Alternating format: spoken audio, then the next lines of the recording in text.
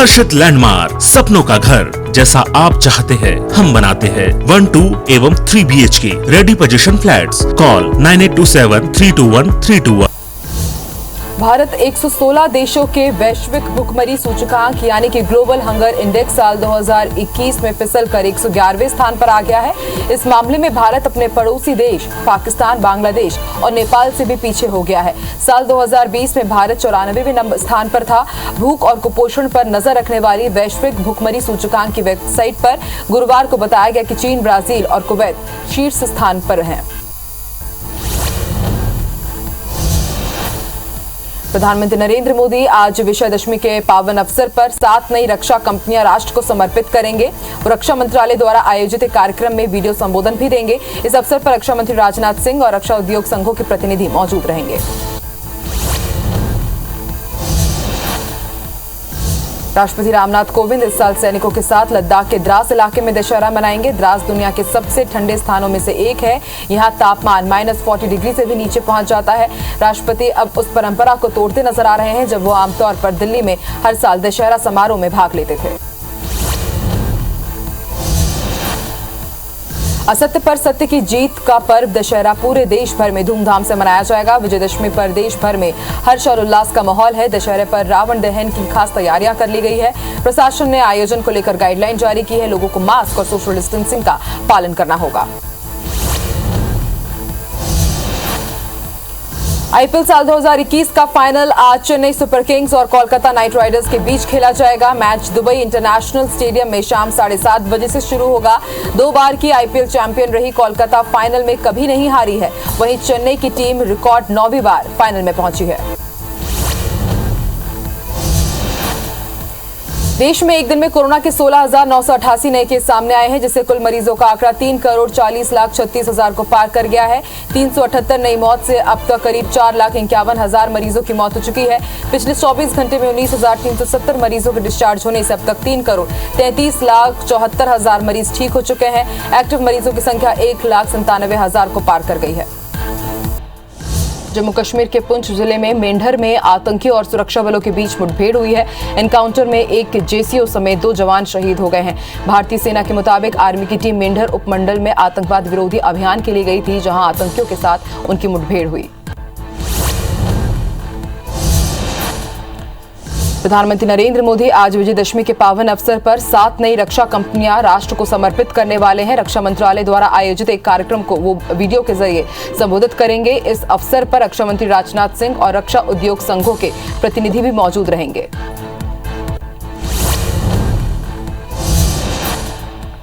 राष्ट्रपति रामनाथ कोविंद इस साल सैनिकों के साथ लद्दाख के द्रास इलाके में दशहरा मनाएंगे। द्रास दुनिया के सबसे ठंडे स्थानों में से एक है। यहाँ तापमान -40 डिग्री से भी नीचे पहुंच जाता है। राष्ट्रपति अब उस परंपरा को तोड़ते नजर आ रहे हैं जब वो आमतौर पर दिल्ली में हर साल दशहरा समारोह में भाग लेते थे।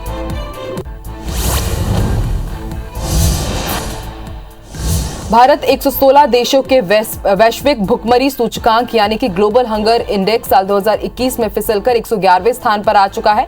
इस मामले में भारत ने अपने पड़ोसी देश पाकिस्तान, बांग्लादेश और नेपाल को पछाड़ दिया है और साल 2020 में भारत इस स्थान पर काफी अव्वल नंबर पर था। भूख और कुपोषण पर नजर रखने वाली वैश्विक भुखमरी सूचकांक की वेबसाइट पर गुरुवार को बताया गया कि चीन, ब्राजील और कुवैत शीर्ष स्थान पर हैं।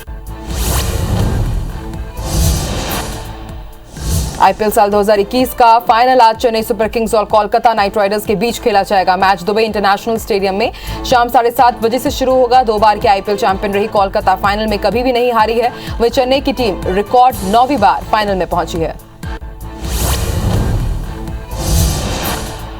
असत्य पर सत्य की जीत का पर्व दशहरा देश भर में धूमधाम से मनाया जा रहा है। विजयदशमी पर देश भर में हर्ष और उल्लास का माहौल देखा जा रहा है।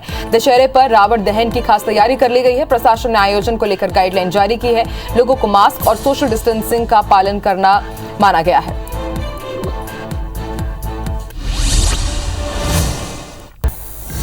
पीएम नरेंद्र मोदी ने आज गुजरात को बड़ी सौगात दी है। प्रधानमंत्री नरेंद्र मोदी ने सौराष्ट्र पटेल सेवा समाज द्वारा बनाया गया हॉस्टल फेज 1 का भूमि पूजन किया। पीएम कार्यक्रम में वीडियो कॉन्फ्रेंसिंग के जरिए जुड़े। बता दें कि इस हॉस्टल में करीब 1,500 छात्रों को रहने की सुविधा मिलेगी।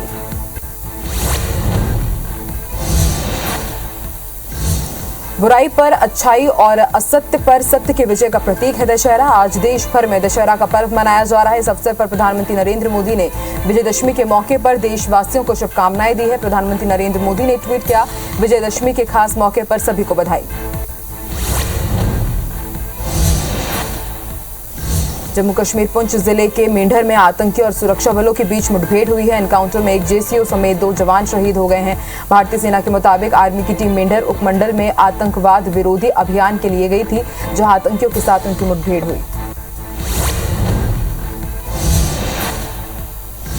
भारत 116 देशों के वैश्विक भुखमरी सूचकांक यानी कि ग्लोबल हंगर इंडेक्स साल 2021 में फिसलकर 111वें स्थान पर आ गया है। इस मामले में भारत अपने पड़ोसी देश पाकिस्तान, बांग्लादेश और नेपाल से भी पीछे हो गया है।